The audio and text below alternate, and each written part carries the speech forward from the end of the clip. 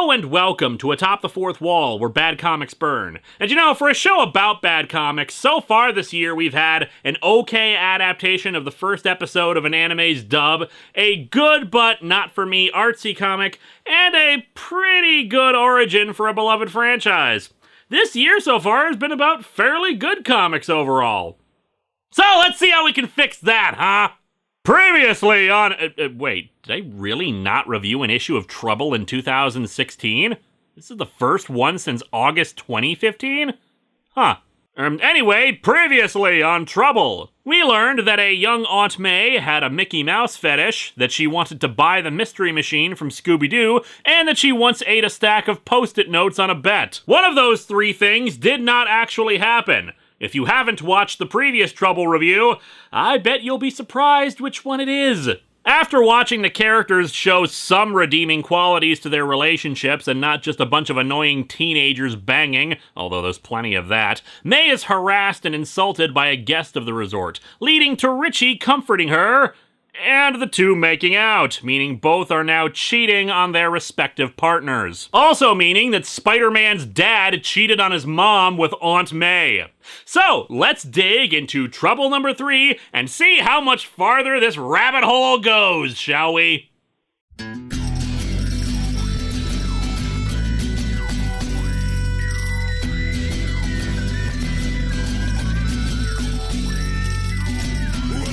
to Atop the Fourth Wall, where bad comics burn. Linkara's gonna teach you all a lesson you won't learn. Brodsky, you're not the smartest. Life out, you're not an artist. Anyone who's had a bad comic published, it could be your turn. Linkara, he's a man punch, wears a birdie hat. Linkara, he has a magic gun. Where'd he purchase that? Linkara, coins, robots, Amazon and trucks. Linkara, this comic sucks. Linkara. How come you're always such a fussy young man? Don't want no Captain Crunch, don't want no Raisin Bran. Well, don't you know that other kids are starving in Japan, so eat it. The covers for Trouble never fail to disappoint in being slightly skeevy. This one is admittedly better than the other two in that instead of weird, kinda squicky expressions on the faces of two potentially preteen girls, it's just a photo model of a girl of indeterminate age blowing a bubble. It's still a garbage cover, but it doesn't make me feel really uncomfortable looking at it. No, the pain here is from me hitting my head repeatedly and thinking, there are successful romance comics out there, and I think I could put money down in saying that Marvel never bothered to ask a single successful publisher of them how to market a romance story. We open on a recap page. Oh my god, did you hear what happened last issue? We became extraordinarily confused about what year this is supposed to take place in. Okay, you remember those two couples I told you about? Who is narrating this to us, and how can we politely excuse ourselves so we don't have to keep listening to it? You see, Richard was seeing the angelic Mary, and Ben was dating the vivacious May, but Mary wasn't delivering the goods, and Richard's eye started to wander, and, well, I'm sure I hardly need to fill you in on what happened next. Well, obviously not! May went on a murderous rampage while singing "Oh Canada." I mean, they were telegraphing that from the first panel. Why is the issue's preview image a little kid being dragged around by someone while ice cream spills on his shirt? We truly open with Richie on top of May. Is that it, Richie? You done? Are you kidding, May? I'm only just getting started here, baby. Now can you please get out from under me? I have a lot more push-ups to do.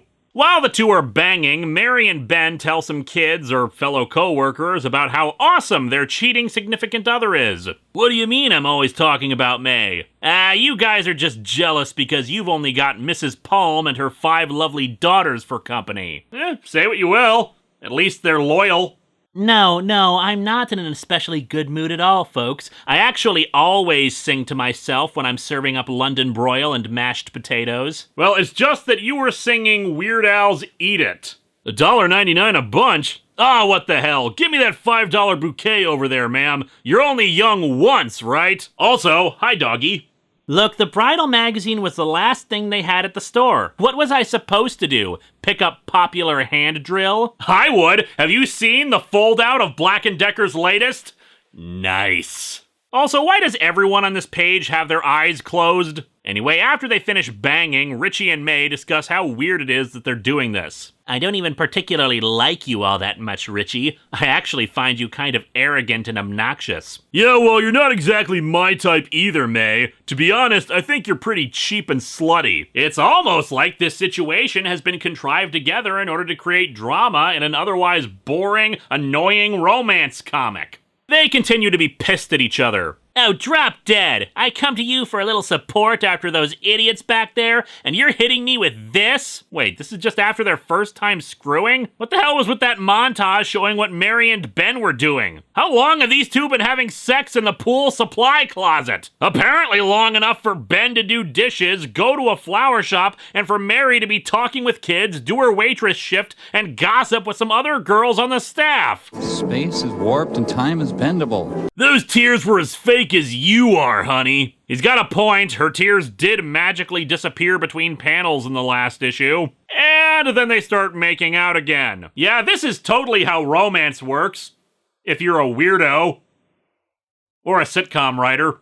We cut to some time later where it seems May has revealed to Mary that she's cheating on Ben, just not telling her who with. Besides, sex twice last night and once again this morning is hardly tantamount to an affair. Yeah, but she didn't say affair, she said cheated, which is what you did, you jackass. This isn't a relationship we're talking about here. Like that thing you have with Ben, you mean? Oh, Ben's getting too serious for his own good anyway. And besides, it's not like he's even gonna find out about this if you'd be a good girl and cover for me. You know, 2 weeks ago, I rightfully called the characters in The Immaterial Girl unlikable, but the thing about them is that they were at least self-aware of their awfulness. They were pretentious and pompous, but they owned it, even admitted it, and recognized that it's not a good thing to be. There's plenty you can read into that about self-loathing, or the characters realizing they have to change in order to move forward.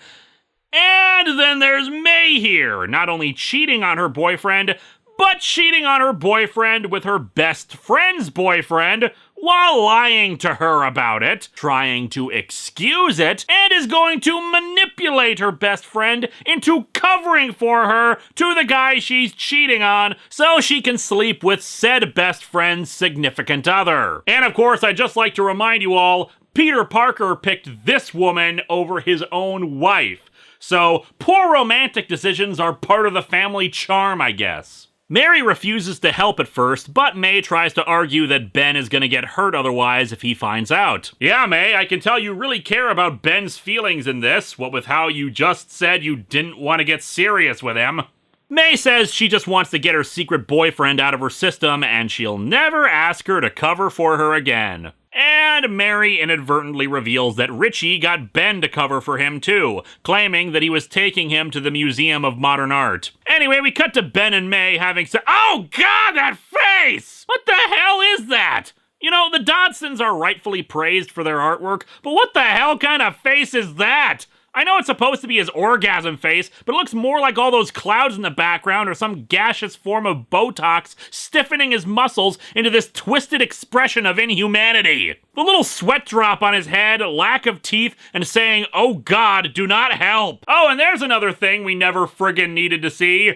Uncle Ben's O-face. The two are screwing in a sand trap on a golf course at the resort. Poor Richie. How did the horniest guy on earth end up with a girl who draws the line at first base? Is it true Mary won't have sex because of some old fortune teller back in Brooklyn? Oh yeah, Mrs. Gray told her if she gave it up while she's still in her teens, she was gonna be a mom by the time she was 20, but it's really just a crock. I mean, Mary's 35 now. It's starting to get silly. I mean, she's supposed to come from this amazing line of psychics and all that, but the old bat said I was never gonna be a mom. Can you believe that? What she didn't know was that I come from an amazing line of breeders, and you only have to look at a woman in my family to fertilize our eggs. Someday, I hope to give birth to a shiny. The two lay in the sand trap, Ben wondering if they'll still be together after the summer. This is the worst remake of Grease ever.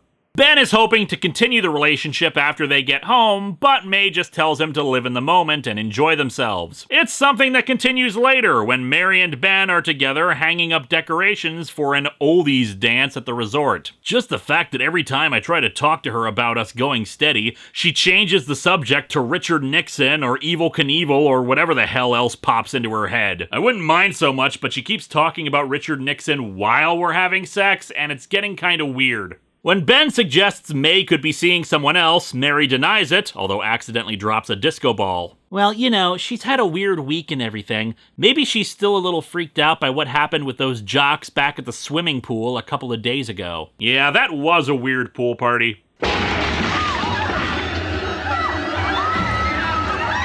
Ben hadn't heard about May being harassed by the guys from the last issue. You mean those clowns who were in town for the polo competition? Yeah, the fat little creep with the really bad shirts. Ooh, I wouldn't say that in front of Richie, Mary. He owns the same shirt as that guy. Ben storms off to confront them over this, passing by Mr. Shelby, who is dealing with a customer who spilled his food. Ah, Ben, just the fellow. This gentleman dropped a roast potato down his shorts. Could you escort him to the men's room? Well, I'm pretty sure this romance comic is about to hit us with a huge swerve in the relationships. I just don't know if turning it into a gay porno was really the right way to go about it. Ben naturally says screw that and runs into the guy who insulted May, shoving him into the bathroom. Unfortunately, Mary and Richie catch up to them, and it turns out the polo player is the one who ended up laying him out. Ben's pretty much the worst fighter in the history of man. Just as a reminder, the canonical backstory for Richard and Mary Parker is that they were CIA agents. Later, May and Richie are once again in bed together, with May expressing how she feels guilty about Ben's beatdown. Obviously not that guilty, sweetheart. You are both terrible! May talks about her conflicted feelings. It's just I've always been pretty judgmental about this kind of thing in the past. I didn't even think you could love two people at the same time. It's perfectly possible, but I'm pretty sure all the parties need to be in on it. And that it probably shouldn't involve two brothers. This is how we got the Jedi forbidding people from falling in love, you know. May asks him if he's only sleeping with her because he can't stand Ben having something he doesn't. It's an interesting character angle to go with this, though honestly, I kinda roll my eyes since none of these people have shown any particular levels of depth. However, Ben suddenly walks in. Fortunately for them, he doesn't see who's in bed with him, only that he's with someone who isn't Mary, who comes running up after Ben bolts out of the room in embarrassment. Ben gives a clearly bullcrap excuse about the hockey team changing in his room, even though she easily spots said team on the field. But she doesn't question it and they walk off. Possibly feeling guilty about everything, Richie tells Ben he can borrow his anachronistic car anytime he wants, while May decides to go to a midnight party. It's not a party, it's more like poker night, Mary. And besides, if I sleep in for work, I'm sure one of these lovely boys here will give me a poke. Right, guys? Now you're joking about cheating on Ben with random strangers. You're kind of a horrible person. And so much for loving two people. And just to make it clear to avoid misinterpretation, May is not awful for sleeping around, she is awful for continually lying to her friend and partner about all of this. Mary admits to Richie that May is cheating on Ben. Yeah, but you've got, nice repetition there, to swear not to tell. She says he's a jerk and it's only a physical thing, but now I'm worried about all these other guys she's been hanging out with. Oh my god, May is starting a street gang! Or rather, she's playing strip poker with them while other people party and get drunk. Outside, Mr. Shelby and his wife look in as if this was some kind of 80s college comedy, but a really lame one. I knew it! I knew these little sleazebags were getting up to this somewhere. Let's kick in those doors and fire the whole damn lot of them, Patty! Oh, lighten up, Peter. If you put as much effort into our sex lives as you do with other people's, I might actually crack a smile from time to time. Really what I'm getting from all of this is that everyone at this resort needs couples counseling. The next morning, well, there's no timestamp, so who knows when it is, but a morning later, Mary wakes up to see May on her bed. She admits she hasn't gone to sleep yet. My period's late, Mary. Is that what this is all about? God, my period's late every other month. Really gotta fire that secretary. She's terrible at scheduling appointments. She reveals that she's 2.5 weeks late. Mary doesn't think there's anything to worry about, but they could always go in for a pregnancy test. And so our comic ends with May revealing why she's been up all night. She already did go get tested. She's pregnant. Well, I promised something bad at the start, and hopefully I didn't disappoint, because this comic sucks. Admittedly, May acting so awful is meant to be part of her character arc throughout the entire story, but when I say it's awful, I mean she's pretty horrendous. Her motivations seem pretty unclear too, since she claims at one point it's a matter of loving two people, yet the rest of the book is about her just being on the wild side while not admitting to her boyfriend that what they have is just a fling. The thing with Ben and Richie having some kind of rivalry doesn't really go anywhere aside for a scene in the next issue, and it really hasn't been established other than Ben telling May about it last time. They don't act all that much against each other or anything. The story itself remains pretty damn dull, people having sex and going through fairly boring and uninteresting conversations. The artwork, for the most part, is competent, but for some reason, a lot of scenes feature characters with their eyes closed for no reason. Next time, we head back to the world of the Star Wars to see what other silly names we can read off.